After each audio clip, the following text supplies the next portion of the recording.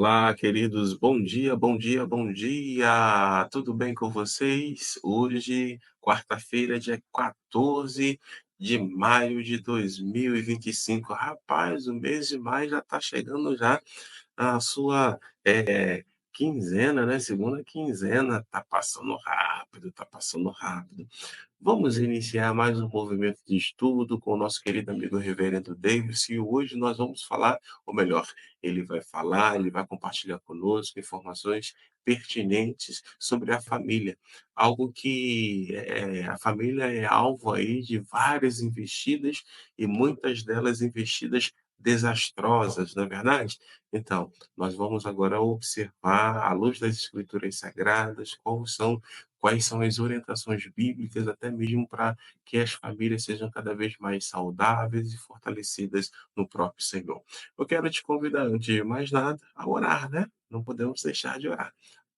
Senhor Deus, eu quero te agradecer por essa manhã, eu quero te agradecer por esse dia, eu quero te agradecer pela oportunidade que o Senhor nos concede mais uma vez de abrir os nossos olhos e contemplar a tua beleza. Muito obrigado, Senhor, pela vida do nosso cônjuge, pela vida dos nossos filhos, muito obrigado pelo dom da vida e pela salvação que temos em Ti. Nesse momento, Pai, nós queremos também rogar a Ti para que o Senhor possa falar conosco por meio da tua palavra que será ensinada, que será explicada nesta manhã. Pedimos ao Senhor que esteja, Senhor, conduzindo e se revelando através do reverendo Davidson, que prontamente veio nos abençoar, que prontamente veio, Senhor, ser instrumento nas tuas mãos para nos fortalecer, para nos fazer compreender a perspectiva do Senhor com relação à nossa família. Assim eu te oro e desde já te agradeço, em nome de Jesus Cristo. Amém. Bom, eu não posso demorar, né, porque queremos aproveitar esse tempo, queremos aproveitar este momento junto com o reverendo Davidson. Eu quero já convidá-lo, né? Reverendo Davidson, bom dia! Bom dia, pastor Aderson, tudo bem com você? Tudo bem, graças a Deus. E contigo, meu amigo? Graças a Deus, tudo bem também, né? A gente está com um friozinho aqui. Eu já quero começar te fazendo uma pergunta, pastor Aderson. Uhum. Você e a Cris estão na rocha? Estamos na rocha. Estamos na rocha e estamos nos enchendo do Espírito Santo, hein? É, porque o Aderson e Cris Rocha tem que estar na rocha, né? Família na rocha. Família Rocha na rocha. É, é isso aí. Meu amigo, eu vou me retirar de fininho, fique bem à Sim. vontade para ministrar o nosso coração nessa manhã e que Deus continue te abençoando. Amém. Obrigado, meu querido. Vou colocando aqui a tela para a gente já começar, né? Falando primeiro de todas as partes literárias, como a gente começa. Muito bem, estamos aqui, ó. Na tela você tem a primeira indicação de livro. Já que a gente está falando sobre família, a gente começa hoje a falar sobre família, né? Eu quero indicar a você que gosta de um estudo mais aprofundado sobre a família. Aqui, ó, meu livro, A Ética do Casamento Judaico, que é, de fato, um material que eu preparei, né, para a minha monografia de mestrado, minha dissertação de mestrado em Ciências da Religião. Então, você tem aqui, ó, todo o livro com o estudo mais aprofundado sobre família, a ética do casamento judaico, e o título, né, também do trabalho de monografia é A Eticidade do Antigo Testamento e a União Civil-Religiosa em Israel, tomando como pano de fundo a Torá, tá? Então, você pode adquirir esse livro e, quem sabe, ter um estudo, né, mais aprofundado sobre o tema da família. Um outro livro que eu também tenho indicado, né, já há algum tempo, é A Semente e a Palavra, que já está na sua segunda edição, né, ampliada, e você pode ver aqui, ó, o melhor e mais moderno manual para semear com eficácia a palavra de Deus. Ó, e tem livro novo hoje, eu vou indicar livro novo, também sobre homilética, tá bom? Que já está lançado. E é uma bênção também, alguns alunos meus já estão adquirindo o livro e já está criando já bastante frisson, né? Esse livro que eu vou anunciar agora, também sobre homilética. Olha esse livro aqui, ó. Lançamento dessa semana. Lançando nessa semana, Guia Definitivo da Pregação Expositiva. Então, se na Semente é a Palavra eu ensinei sobre pregação narrativa, aqui eu vou direto ao coração da pregação expositiva. Eu estou usando aqui ó, o material, tá vendo? Para aprender a preparar sermões que transformam vidas, mas de modo muito simples. Você pode ver aqui na capa de trás desse livro, né?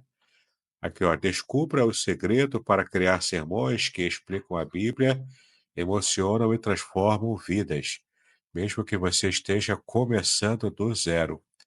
Este livro é próprio para pregadores leigos, escrito com estilo informal, uma abordagem simplificada para quem tem dificuldades em fazer pregações expositivas, tá legal? Ele foi feito o prefácio foi feito pelo pastor Ronald Gustavo, é um pastor bastante conhecido já, bastante requisitado, né? E tem pregado em muitos lugares, e é uma bênção, né? Uma bênção para você que tem interesse. E para que você goste de tecnologia também, nesse livro aqui tem um bônus, que é o uso da inteligência artificial na pregação, na preparação de pregações expositivas, tá bom? É um manual muito interessante que você pode adquirir aqui, ó, é na versão impressa, tem uma sinopse aqui do livro, né? Mais algumas informações. Lançamento, hein? Lançamento fresquinho. Você bota a mão nele, tá quentinho ainda, lá da fábrica, né? Porque foi lançado essa semana, tá bom? Vai ser uma bênção para você. Meu outro livro também, O Cheiro das Águas, é o meu livro devocional, textos devocionais meus publicados na revista Vida Cristã, reunidos e publicados aqui no livro O Cheiro das Águas. Vitória nos Desafios da Vida, nós já trabalhamos esse livro aqui em uma série antiga nossa, né? Você pode ter o livro também. O livro de uma série recente que também fizemos, Em Busca da Intimidade Perdida, um livro especial para pessoas que estão desviadas da fé cristã. Guardadas pelo Amor, um livro especial para mulheres sobre a proteção divina aplicada totalmente a mulheres, né? Então você tem aqui Guardadas pelo Amor, dedicado às mulheres, às nossas irmãs. O nosso clássico, Revelações Originais do Salmo 23, uma bênção ter sido procurado até o dia de hoje. Meu comentário do Salmo 23, totalmente baseado na língua hebraica, palavra por palavra, versículo por versículo. Você também conhece o meu livro Proteção Divina no Curso da Vida, as revelações originais do Salmo 91. Também palavra por palavra, versículo por versículo, tudo à luz da palavra de Deus. Olha aqui o meu livro também muito requisitado, já esgotado, Além do Sofrimento, a Disputa pela Integridade no livro de Jó. Um livro muito bonito, muito procurado, requisitado. O livro que fala para nós sobre o livro de Jó e todas as suas nuances, os seus temas difíceis. Está tudo aqui, né? Para você conhecer com mais de 420 páginas. Outro lançamento para você, ó. Quem sabe você está interessado nesse livro aqui, que é o lançamento também, que eu fiz. O trabalho que eu fiz com os meus alunos de hebraico no seminário, em conjunto com eles, né? Em tua presença, encontre a intimidade com Deus no Salmo 139, totalmente também estudado, trabalhado à luz do hebraico bíblico, palavra por palavra, versículo por versículo. Esse livro aqui é fantástico também, porque eu trabalhei junto com os meus alunos do seminário. Aqui, ó, a capa de trás, ó. O Salmo 139 é um dos textos mais profundos e inspirados das Escrituras. Escrito por Davi, esse salmo nos conduz a uma reflexão sobre a grandeza de Deus e sua relação íntima com cada um de nós. Diferente de um tratado teológico abstrato, este salmo se apresenta como uma oração cheia de emoção, onde o salmista reconhece a onisciência e a onipresença e essa soberania divina, ao mesmo tempo em que expressa o seu desejo por uma vida reta diante de Deus. Então é aquele famoso salmo, né, que começa dizendo: Senhor, tu me sondas e me conheces, né? Um salmo belíssimo, um salmo muitas vezes usado em épocas de aniversário, que ele tem bastante coisa a ver. Mas olha só que salmo bonito, e no hebraico tem segredos revelados que você vai ficar de queixo caído, tá bom? Então, em tua presença, também um livro novo lançado na versão impressa, você pode conhecer e ser abençoado com esse material. E olha, outro livro novo, eu tenho 3 livros novos aqui, hein? 3 livros novos lançados, que eu já estou falando de antemão aqui, de primeira mão para vocês. Olha só, o livro Grupos de Comunhão, Revitalizando Igrejas no Contexto Evangélico Brasileiro. Tá bom? Um livro também muito legal, que eu pude estar pesquisando e durante um tempo eu levei escrevendo, eu consegui publicar agora. Fechei 3 livros ao mesmo tempo, olha só, né? Já estava produzindo esse material há algum tempo e agora consegui fechar para publicar, né? Então, se você gosta desse tema, especialmente, você pode também, quem sabe, comprar e presentear o seu pastor para revitalizar a sua igreja local. Se você sente que a sua igreja pode ser melhor do que ela já é, pode ser uma igreja que possa crescer exponencialmente. Esses grupos de comunhão, que são também chamados de pequenos grupos, né? Eles são ótimos para a revitalização da sua igreja. É um livro fantástico também. Aqui tem todo o plano para você conhecer, entender e implantar os grupos de comunhão na sua igreja. Tem um plano de implantação por um ano e um plano mais curto de implantação por 6 meses. Então, tem tudo que você precisa saber para preparar um material, preparar líderes e fazer uma igreja mais, mais aconchegante, uma igreja mais íntima, uma igreja também que tem um potencial de crescimento muito grande. Então, grupos de comunhão, você também tem aqui ó, ferramentas práticas de implantação que eu estive trazendo aqui para você, tá bom? O livraço para você também, um livro muito bom que vai trazer muito conhecimento e crescimento para a sua igreja. Tá legal? Muito bem, depois desses livros, desses 3 lançamentos, estamos aqui começando hoje a nossa série de estudos sobre a família segundo Deus. Como sempre, né, você está vendo aqui que há um PDF, esse PDF é gratuito, você pode solicitar a pastorada, a senhora já tem o PDF, para enviar para você com o resumo dos nossos estudos que estamos começando a partir de hoje, não é? A família segundo Deus, o mês de maio é um mês dedicado geralmente à família, e a gente quer aqui, ó, trazer para você, então, essa série de estudos. Deve entrar um pouquinho em junho ainda, falando sobre esse tema. E olha, vai ser uma bênção você continuar estudando a palavra com a gente, tá legal? Temos aqui, então, um conteúdo bastante interessante e prático também. Aqui é o título total, né, o completo dos nossos estudos. A família segundo Deus e os ataques das ideologias pós-modernas. Então, você sabe que hoje em dia as ideologias, né, da nossa época têm atacado a nossa visão cristã, tradicional, bíblica, básica da sociedade. E as pessoas têm criticado muito esse modelo de família tradicional. E nós estamos aqui nessa série para preservar, para conhecer, né, os conceitos bíblicos de família, para estarmos reconhecendo também os ataques que essas ideologias atuais fazem contra a nossa fé e contra o modelo tradicional de família, E então, conhecendo os ataques, a gente consegue também preservar a nossa família e cuidar, né, da nossa família, tá legal?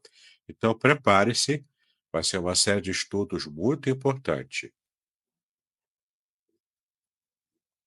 Para você que tem dúvida, né, aqui, esse aqui sou eu, todo o meu mini currículo, né, está aqui nesse link aqui.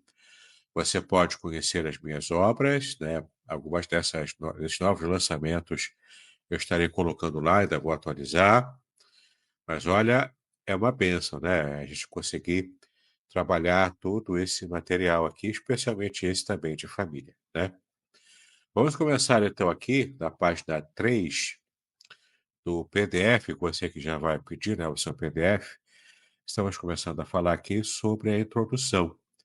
E nessa introdução vamos entender qual vai ser o nosso caminho ao longo da nossa jornada também, né? E os primeiros conceitos aqui vamos começar a entender. Olha só. A família é uma instituição divina criada por Deus antes mesmo da queda de Adão e Eva.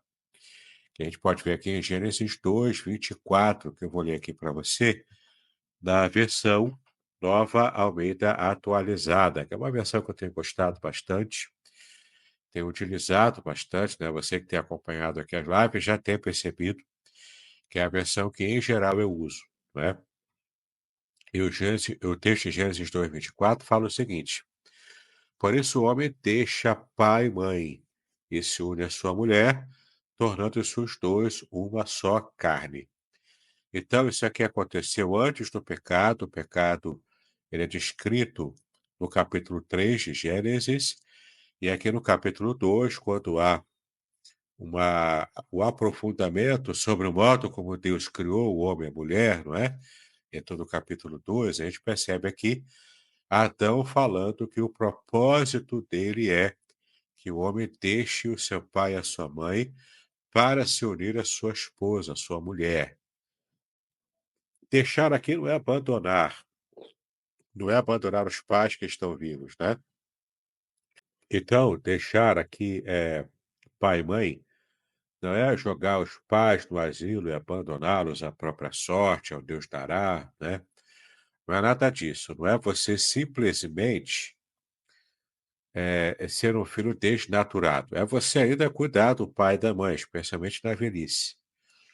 Mas olha só, do ponto de vista emocional, você vai estar emancipado do apego emocional e do compromisso também emocional de construir, ajudar a construir a família dos pais, entendeu?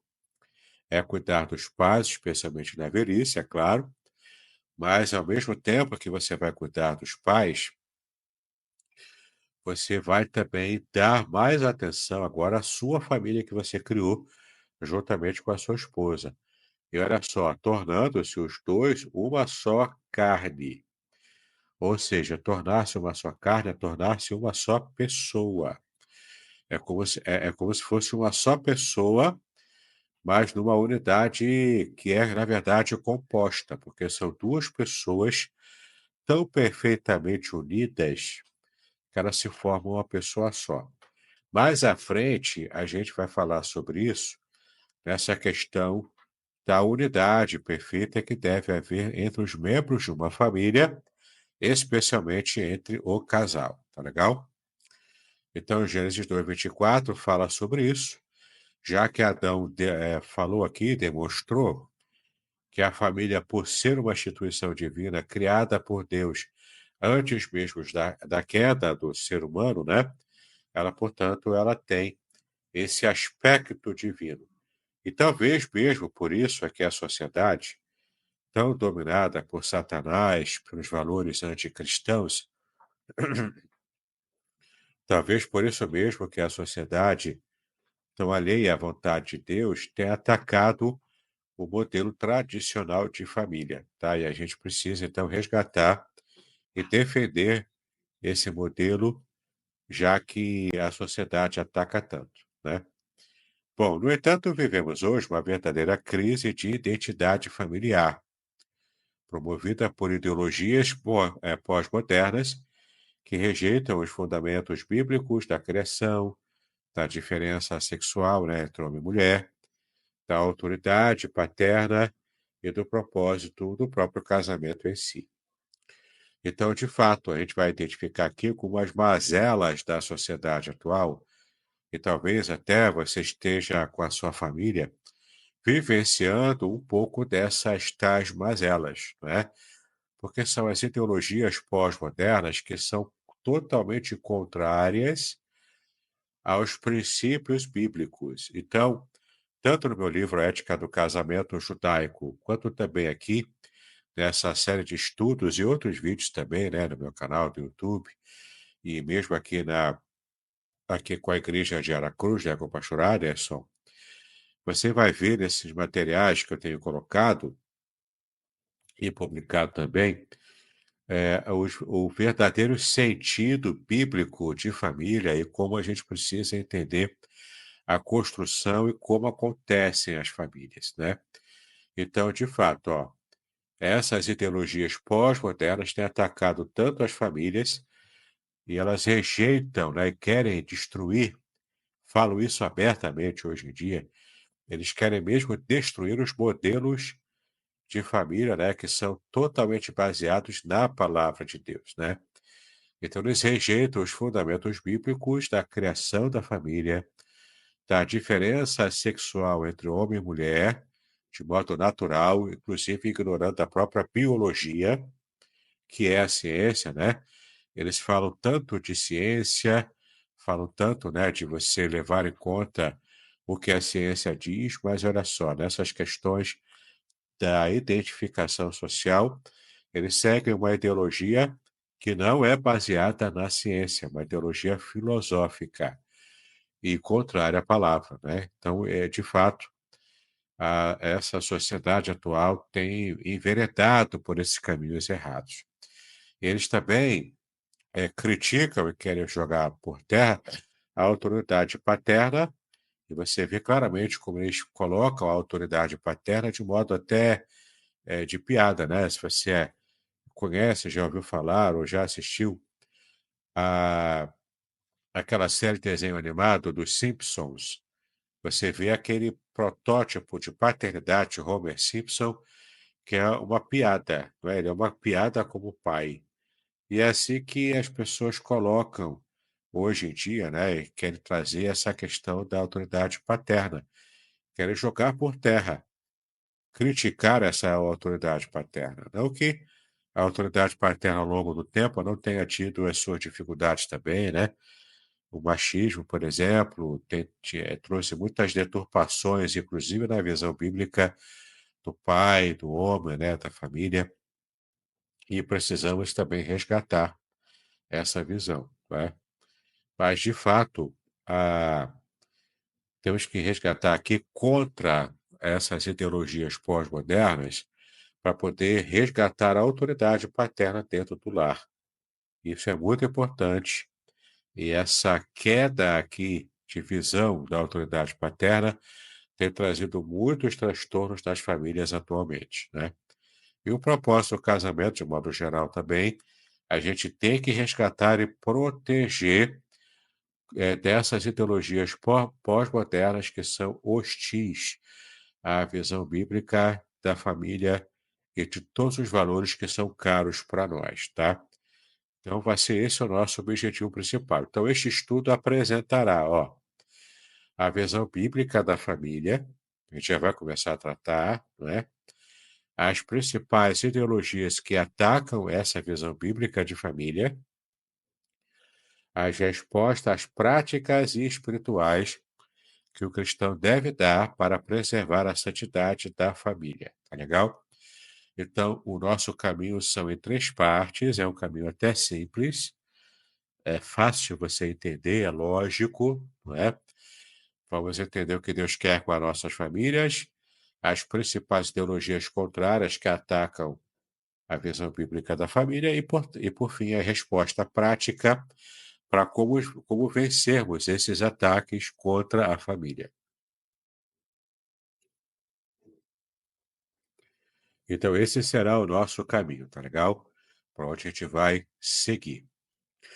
Nós já vamos começar hoje a tratar, então, sobre o que é a família segundo o padrão de Deus.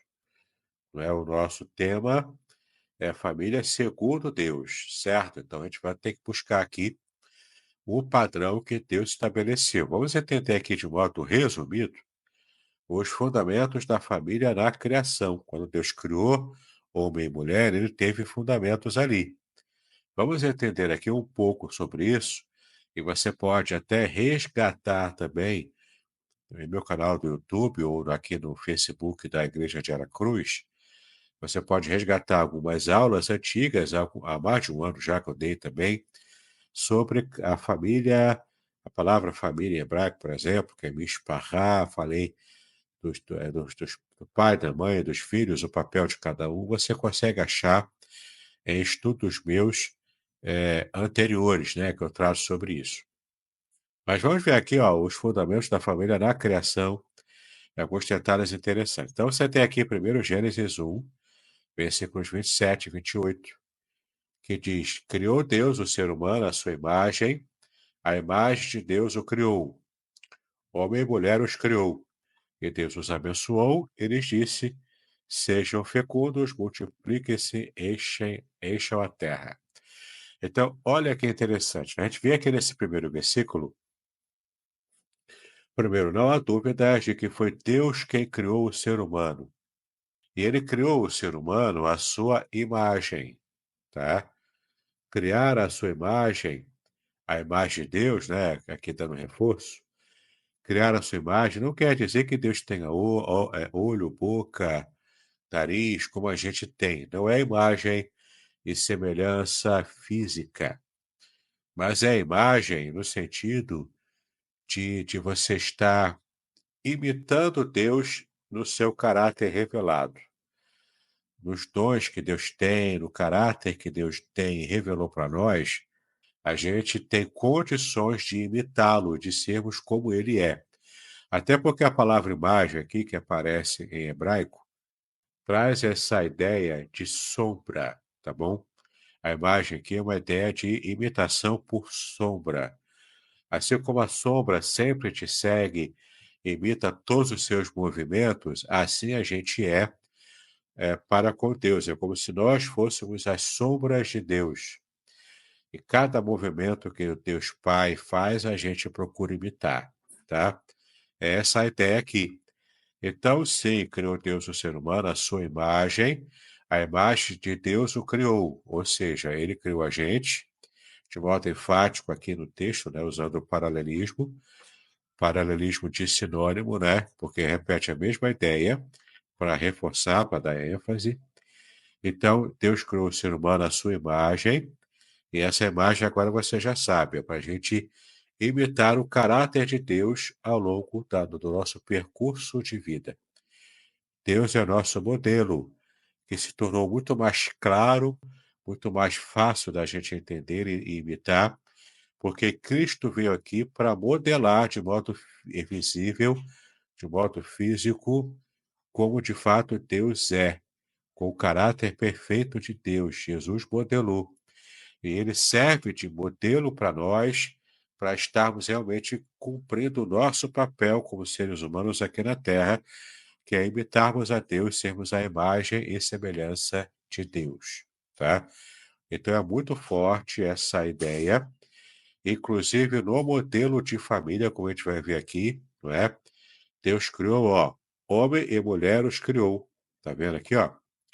No capítulo 1 de Gênesis, Deus fala de modo geral sobre a criação, de modo resumido. No capítulo 2, ele vai detalhar um pouco mais como fez essa criação. Mas aqui ele coloca aqui como Deus criando o homem e mulher ao mesmo tempo. Foi em um ato quase contínuo, né? Mas de fato está aqui, ó, homem e mulher os criou nessa circunstância de serem juntos à imagem de Deus.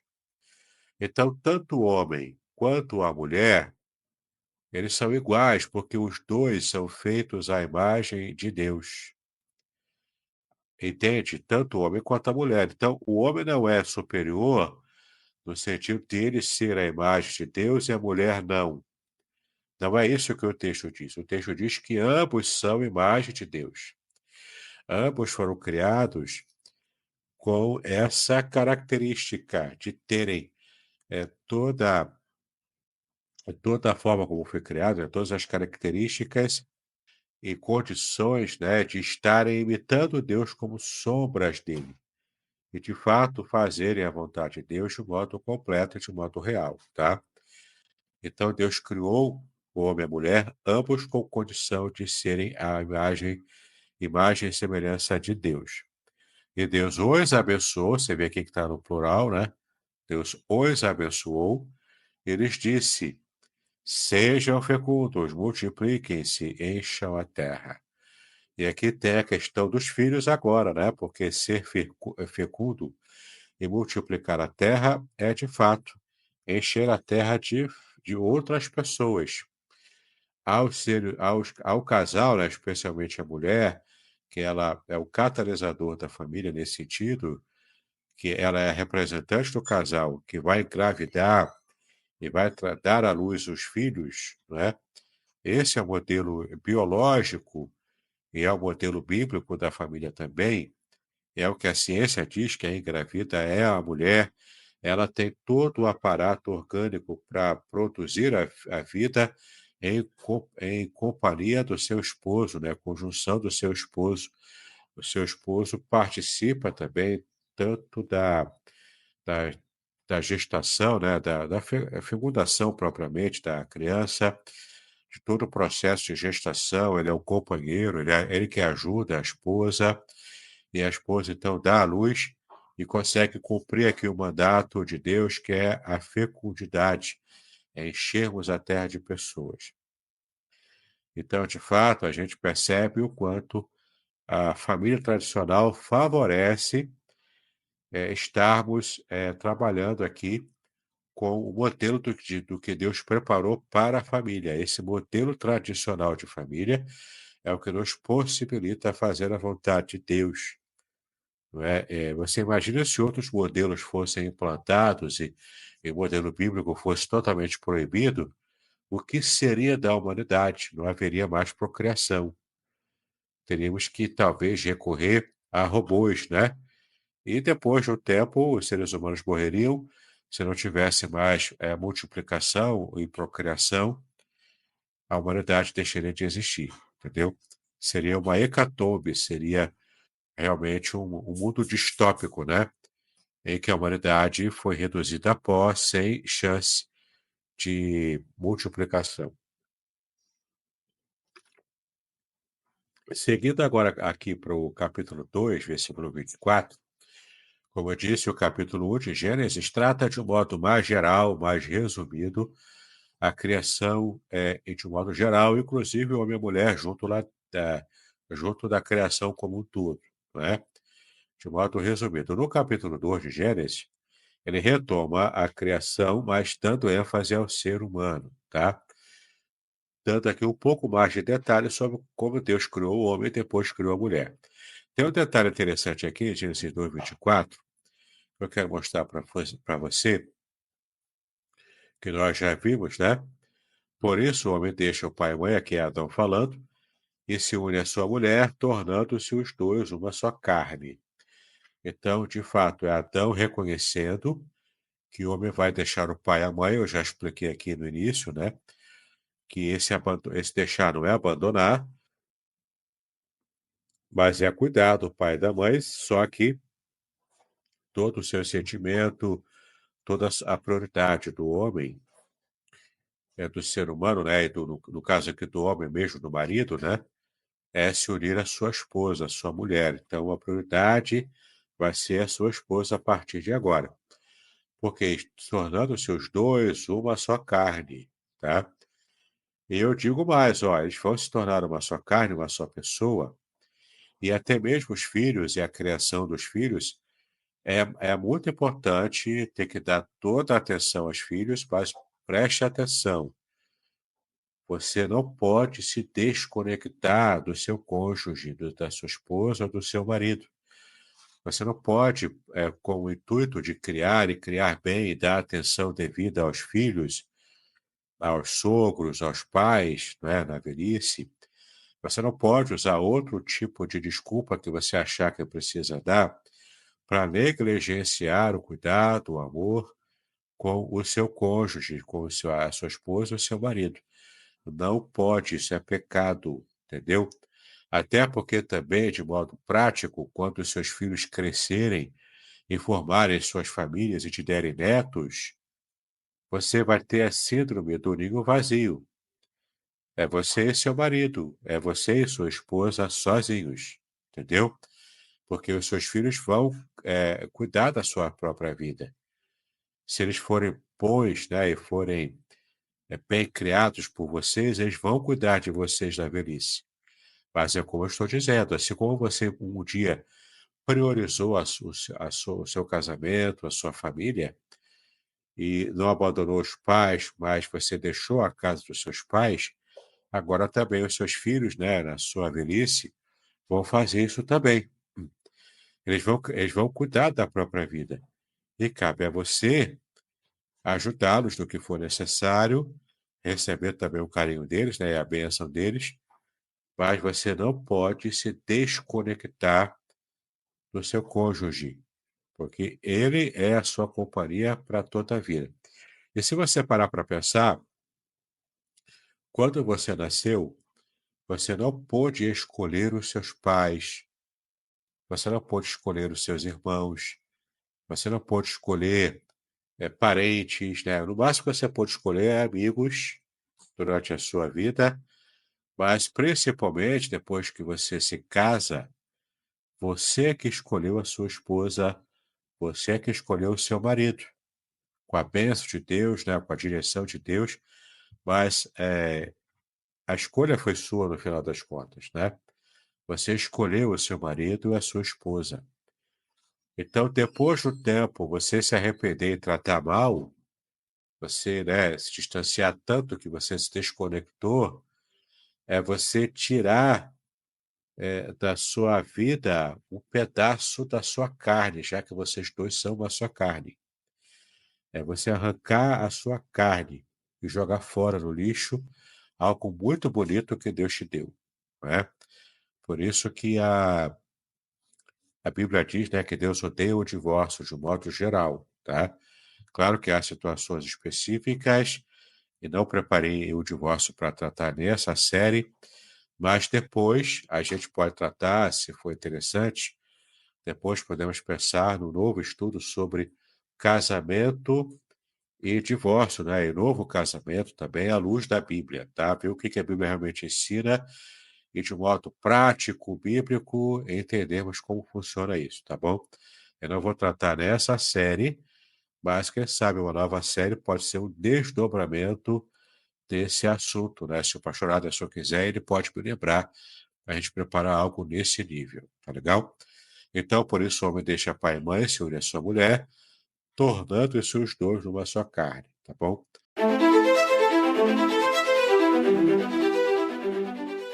Curso livre de Teologia Básica com o reverendo Davidson Bignon. Uma jornada completa de aprendizado cristão, com 20 disciplinas curtas que incluem e-books exclusivos, aulas em vídeo e bônus transformadores.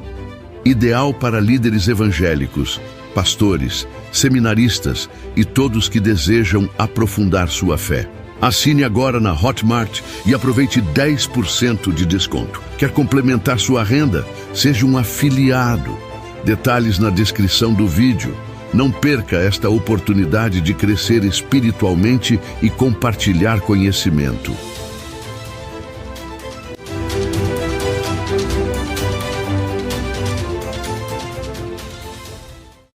Olha aqui a frase interessante, ó. A família é formada por um homem e uma mulher, unidos em aliança diante de Deus, para complementar-se, procriar e glorificar a Deus, né? Vamos desmembrar aqui essa frase. A família é formada por um homem e uma mulher, tá bom? Por que tem que ser um homem e uma mulher? Primeiro, porque Deus quis assim. Esse é o plano, é o protótipo divino, é o modelo divino do que toda família, todo casamento precisa ser. entre um homem e uma mulher, macho e fêmea, tá bom? É assim com os animais, também tem que ser assim com o ser humano, para que haja procriação. Essa junção de homem e mulher, eles devem estar unidos. Essa união é feita pelo amor, um escolhendo o outro e definindo essa escolha ao longo da vida no casamento, tá bom? Não é, portanto, uma união forçada, não é alguma coisa externa à vontade dos dois, do casal, mas é uma união feita por amor, né? Em aliança, um com o outro diante de Deus, tá bom? O casal está em aliança de casamento. E aqui na nossa cultura, a aliança é literal. Tem mesmo uma aliança aí que você coloca no seu dedo, não é? Seria sábio da sua parte, de vez em quando, dar uma polida nessa aliança, não é? Tanto quanto também você deve polir o seu casamento na vida diária, um cuidando do outro, tendo pequenos gestos de romance, de amor, né? Demonstrando amor nos pequenos gestos ao longo da vida, ao longo do dia a dia. E essa aliança diante de Deus, ela foi feita, né, com o casal aqui, homem e mulher, eles devem complementar-se um ao outro, procriar, gerando filhos. Outros modelos alternativos de família que fogem, né, do padrão bíblico não podem procriar de modo natural. Então, se não pode procriar de modo natural, não é o padrão que Deus estabeleceu também de modo natural e científico, para que a família possa procriar e perpetuarmos a espécie humana, né? Então, olha aqui a função da família. O casal deve complementar-se, o casal deve procriar e, por fim, glorificar a Deus, que é o objetivo máximo total de todo ser humano. Em todas as áreas da sua vida, inclusive na família, inclusive no casamento, o ser humano, o homem e a mulher, deve glorificar a Deus. É sempre esse o nosso objetivo principal, o nosso objetivo final. Tá legal? Então leve isso aqui em conta. Essa é a chave e o modelo da família, o modelo como Deus quer que a nossa família funcione, como de fato deve ser assim, não é? E já chegando aqui no final, eu tenho 3 conceitos e textos bíblicos que eu quero ler com você, tá legal? O primeiro deles o primeiro conceito, né, vamos falar sobre a finalidade bíblica da família. Em Gênesis 2:18 tem um detalhe interessante ali que eu quero mostrar para você. Eu já falei em outras lives minhas aqui, né? Em outros vídeos também, para você conhecer. Mas olha o que diz aqui em Gênesis 2:18. O Senhor Deus disse ainda: Não é bom que o homem esteja só. Farei para ele uma auxiliadora que seja semelhante a ele. Esse texto aqui, esse único versículo aqui é forte. Por quê? Como eu disse, o capítulo 2 de Gênesis está detalhando a criação, que no capítulo 1 ele falou, né, o Moisés escrevendo aqui, ele falou de modo simplificado, de modo resumido, a criação de tudo, né? Inclusive o ser humano ali no meio lá da criação, sendo a coroa da criação, né? Complementando tudo. E no capítulo 1 ele ficou falando o tempo todo: Eis que viu Deus e viu que era bom, e viu que era bom, e viu que era bom. E quando criou o ser humano, né? Quando criou o homem e fechou a criação, no 6º dia para descansar no 7º, então Deus diz assim: Eis que viu tudo, né? Inclusive o homem diz que é tudo muito bom. Ou seja, ele é bom no sentido superior, ele é melhor do que cada etapa da criação, ele fechou com chave de ouro, criando a humanidade, não é? Ele é a coroa, portanto, ele coroou a criação com o ser humano, homem e mulher juntos. Agora, aqui no capítulo 2, nesse detalhamento, pela primeira vez, Deus disse aqui nesse versículo, ele olhou para a criação e disse: Não é bom. Tudo era bom. Cada etapa era bom e quando fechou a criação com o ser humano, era tudo muito bom, estava tudo perfeito. Mas tinha uma coisa que estava incomodando a Deus. Isso não era bom. O que que não era bom? Não é bom que o homem esteja só. Que o homem aqui era o homem mesmo, macho, né, Adão. Ele estava sozinho, não tinha a mulher ainda. Nesse interregno, então, Deus percebeu ao longo do caminho que não é bom que o homem esteja só. Porque no capítulo 1 ele foi dizendo que era tudo bom, porque ele já tinha resolvido aqui o ser humano como homem e mulher. O capítulo 2, no versículo 18, está detalhando como que ele fez isso, né? Deu um profundo sono para Adão, você conhece o texto. Tá do lado o texto bíblico diz que é do lado de Adão, não diz que era costela. A gente que interpretou como sendo costela, né? Que faz sentido aqui dentro do contexto. Mas o que o texto bíblico diz é que do lado de Adão fez a mulher. Então, a matéria pré-existente para criar o Adão foi o pó da terra, para criar o homem, não é? O macho. E a matéria pré-existente para criar a mulher é um produto, uma matéria um pouco mais acabada, que é o próprio homem, né? Que é o Adão, no caso. Ele pegou lá uma matéria pré-existente, um pouco mais acabada, e fez a mulher partir dessa criação, dessa modelagem, né, que Deus fez, usando, né, simbolicamente, usando as próprias mãos aqui. Então, o Senhor Deus disse ainda para Adão, né, não é bom. Aliás, ele fala com a Trindade, né, a Trindade conversando assim entre si. Não é bom que o homem esteja só. Então, não é bom. Pela primeira vez, o texto bíblico diz, no contexto da criação, que alguma coisa não era boa, tá? Então, Deus diz, né, entre os entes da Trindade, né, entre o Pai, o Filho e o Espírito: farei para ele uma auxiliadora que seja semelhante a ele, tá? A expressão hebraica que aparece aqui é Ezer Kenegdo. Ezer Kenegdo. Ezer é ajudadora, auxiliadora, salvadora, tá? É um título aplicado, inclusive, a Deus. Porque Deus é o nosso Salvador, é o nosso auxiliador, é o nosso auxílio no meio da angústia, né? A palavra Eliezer, que é aplicada aqui à mulher. Ela é uma auxiliadora que seja semelhante a ele, é kenegdo, tá? Kenegdo significa que é igual, que está no mesmo nível, no mesmo patamar, só que olhando para o outro lado, olhando para o lado diferente. É como duas pessoas que estão unidas no mesmo nível, no mesmo patamar, mas uma pessoa olhando para um lado e outra pessoa olhando para o outro, indicando aqui que homem e mulher são iguais perante Deus e cada um tendo um olhar diferenciado para cuidar da família, para cuidar da vida, e de fato é assim que o texto diz, né?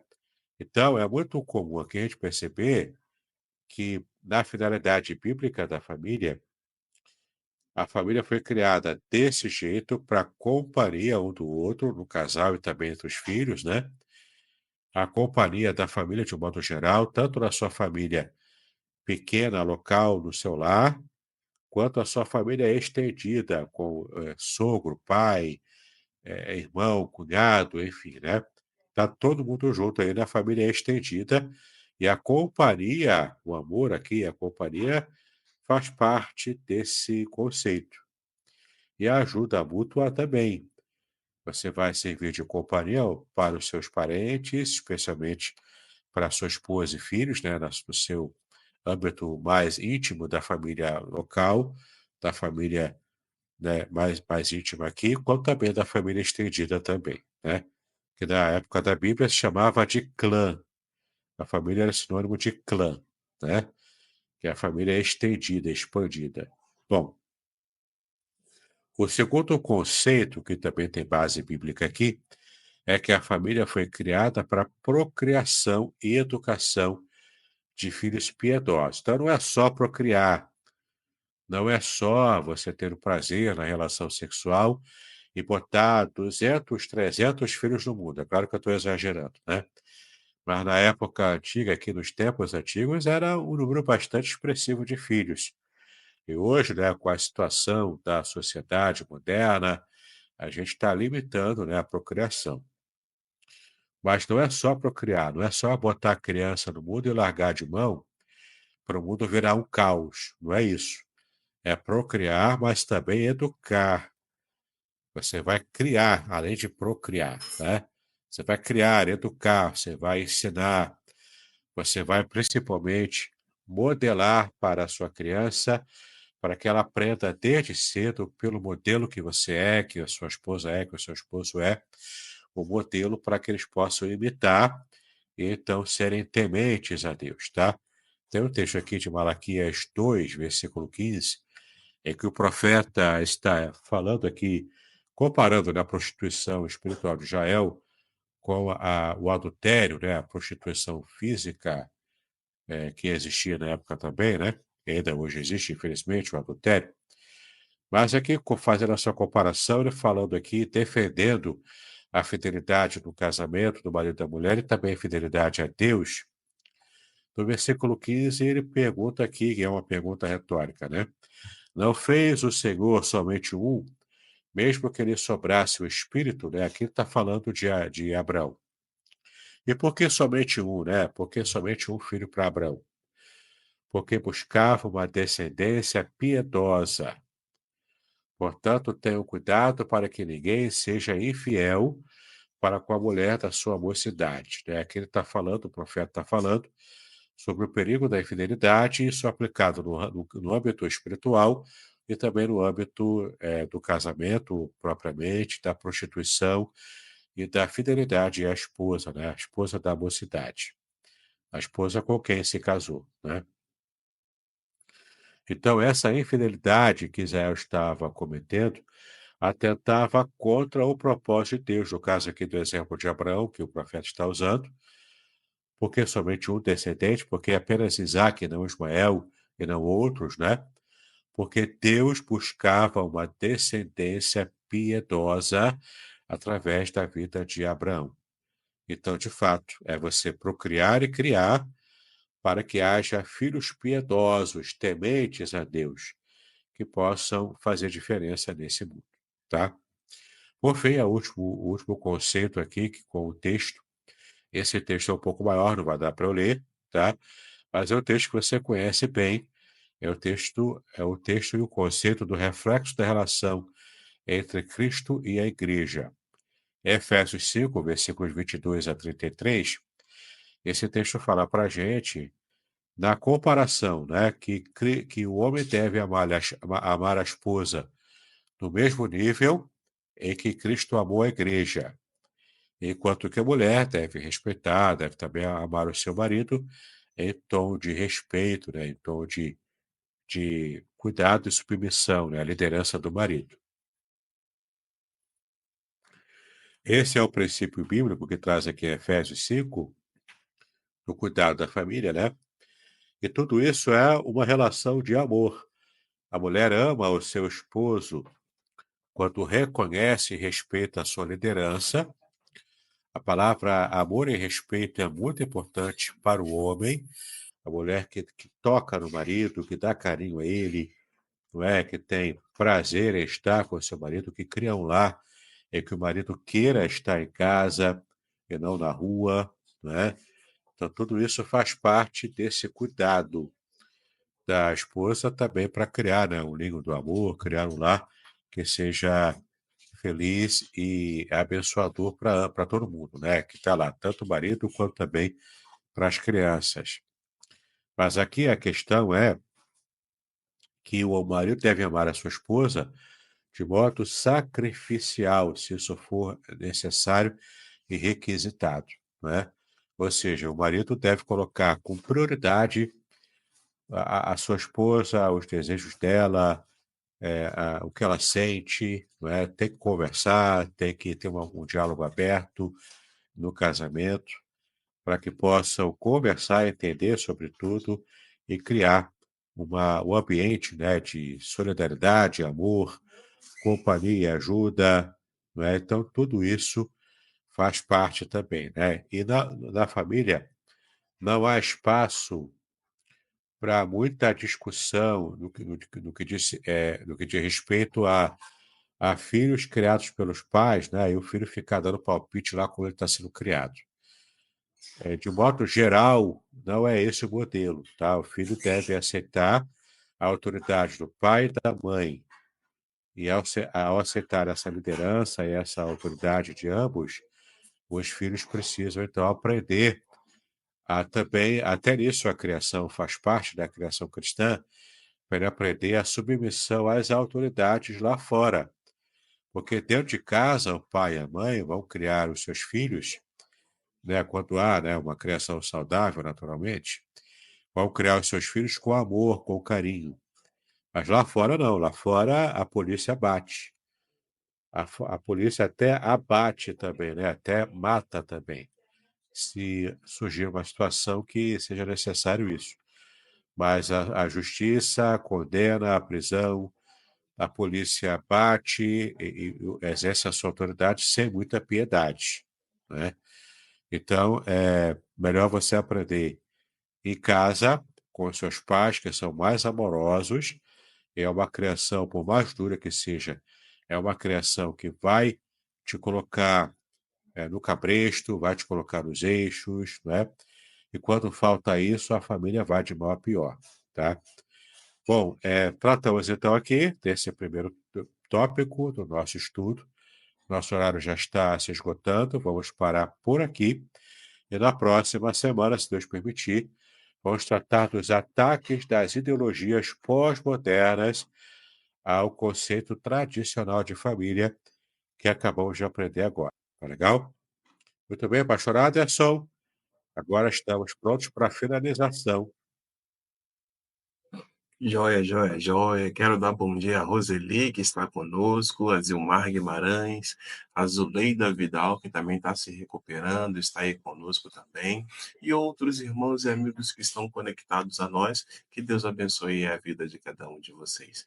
Muito bom estudo, né? Eu achei interessante, e até eu preguei sobre isso no domingo passado, e eu não tinha atentado para um detalhe que o irmão pontuou, né? O texto vai falar que foi retirado do lado, não pontua diretamente a questão da costela, né? E essa informação surgiu com a ideia de que fosse uma costela, mas não é uma costela. Não, pode até ter sido, né? Eu não estava lá para ver, então eu não sei. Pode até ter sido a costela, mas é só para pontuar que o texto original em hebraico diz que tirou do lado, não especificou da onde, né? É só isso. Joia, joia. Também não podemos afirmar que é o lado direito ou o lado esquerdo, somente Não, que é do lado, né? do E lado. que a mulher veio de dentro de algo que já foi formado, Quem, pré-formado. quem ama a sua esposa e ama a mulher, né? Vai dizer que é do lado direito, porque ele é melhor, né?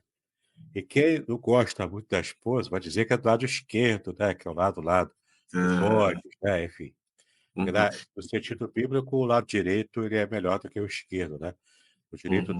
das ovelhas e do esquerdo dos bodes, teimosos, né? A Toda a Bíblia a tem um Bíblia traz simbolismo isso. nesse sentido, né? Do Tem lado esse direito. simbolismo na Bíblia. O Eu lado estava esquerdo é visto como sendo o lado ruim. é, eu tava lendo o Arival, né? Da Igreja Presbiteriana, Arival Ramos, lá da.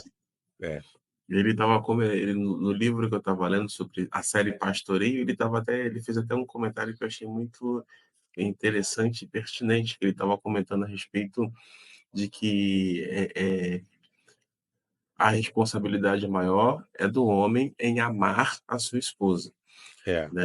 Porque quando ele fez analogia lá com relação ao texto que você mencionou, ele não manda a igreja amar, ele só diz que Jesus ama a sua igreja e a igreja corresponde a esse amor, né? Então, eu achei interessante, e você também comentou justamente sobre isso. Por quê? Porque muitas das vezes as pessoas têm uma ideia equivocada. As pessoas quando estão para casar inclusive acham que: "Ah, eu vou casar para ela me fazer feliz", ou alguma coisa assim nesse sentido. Não, quando a gente olha a luz das escrituras sagradas, a gente percebe que algo é mais profundo, É. principalmente no que diz respeito ao papel e à responsabilidade do homem. Porque, na verdade, são tipos diferentes de amor, e é adequado ao modo como Deus criou o homem e a mulher. A mulher ama o marido tanto que o marido requer. E o que que o marido requer? Respeito, né, a linguagem do amor que a mulher deve dar para o marido é o respeito, principalmente. É o que o homem realmente quer, o reconhecimento dos seus esforços, né, e a preservação do que é conquistado dentro da família. E a linguagem resumida para isso, do amor da mulher para o marido, é o respeito. Por isso, ela é reconhecer a autoridade do homem e ser submissa a essa autoridade reconhecida. E como é que o marido vai amar a esposa? A linguagem do amor do marido para a esposa, ela tem que ser maior. É um amor sacrificial. Não é que a mulher não vai se sacrificar pela família ou pelo marido, ela também vai se sacrificar. Mas a responsabilidade maior do sacrifício recai ao chefe da família, ao marido. Ele é aquele que tem que abrir mão primeiro, entendeu? Ele é aquele que tem que colocar de lado as suas vontades para, de fato, estar trazendo o conforto e a bênção para sua própria família, entendeu? É só isso, é amor visto de modos diferentes, adaptados ao modo como cada sexo ele quer ser respeitado, amado e reconhecido dentro da família, entendeu?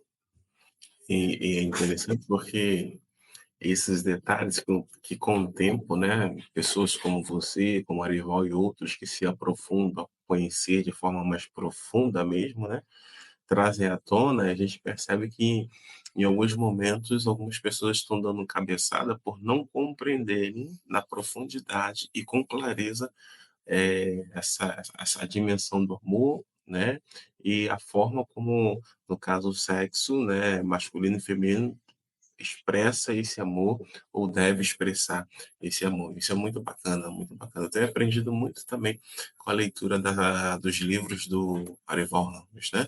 Quero dar bom dia também a Rosilane Mello, que está aí conosco. Bom dia. Outras pessoas também estão conosco. Que Deus abençoe a casa, a família dos amados irmãos. Ela está aqui dizendo que foi muito oportuna essas colocações, legal, bacana, né? A gente vai aprendendo, né? A gente vai aprendendo.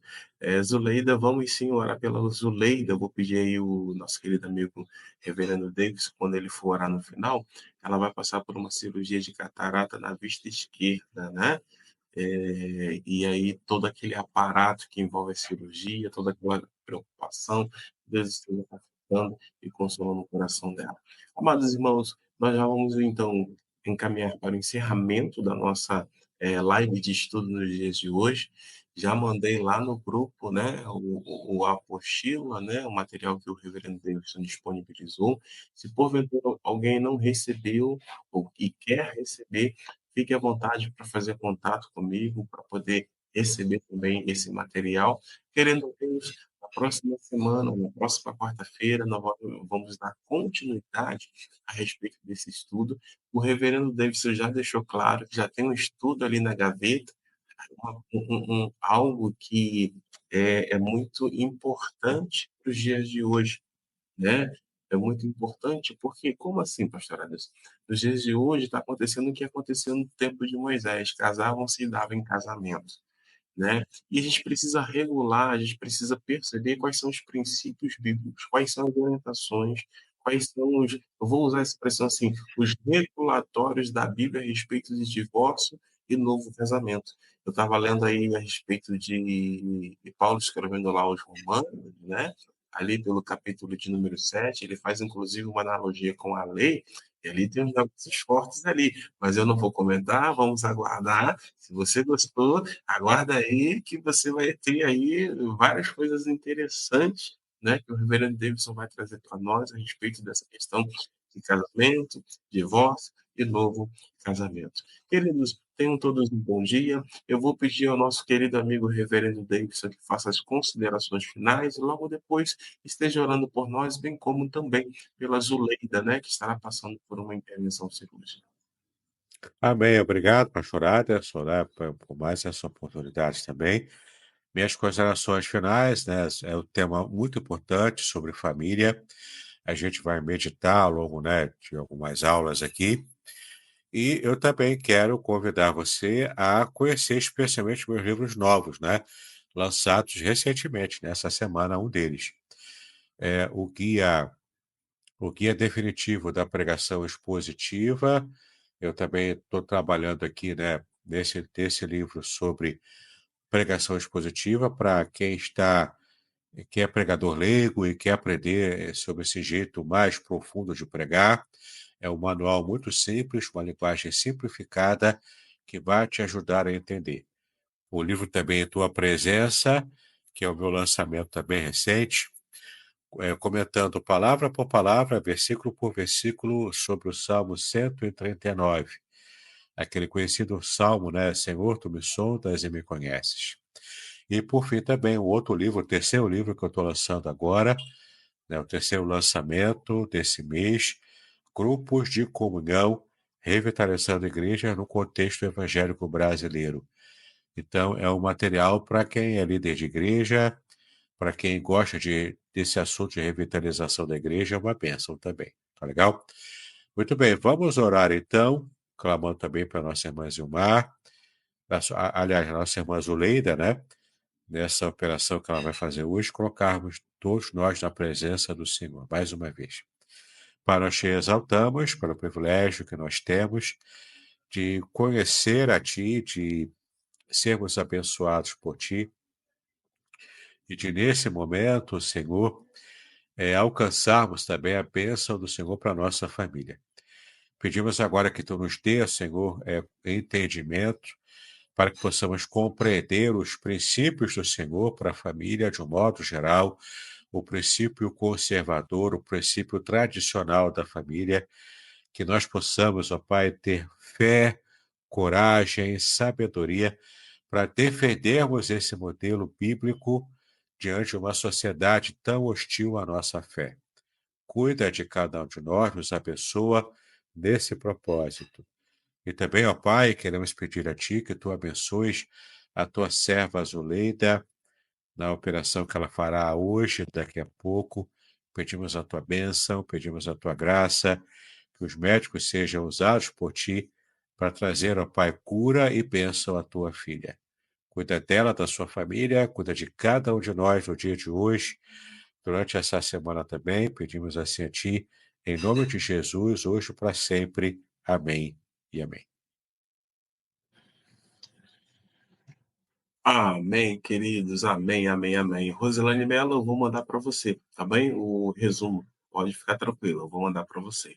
Reverendo Davidson, mais uma vez, minha gratidão a você, a sua esposa, a digníssima Márcia, né, por ceder esse período aí para que você possa estar nos ensinando e nos fazendo também chegar mais próximos de Deus, consciente dos nossos papéis, da nossa responsabilidade. A todos os demais irmãos, eu quero agradecer também pela audiência, né, que nos dá logo cedo. E quero também pedir aos irmãos que compartilhem essa live, as nossas lives, né, com outras pessoas. Pede para dar um clique lá, né, um joinha, para visitar a nossa página, porque isso é muito importante. E também visitar, né, o YouTube, lá as redes sociais do nosso querido Reverendo Davidson também para curtir. Tem muito material bacana, tem muita coisa boa lá.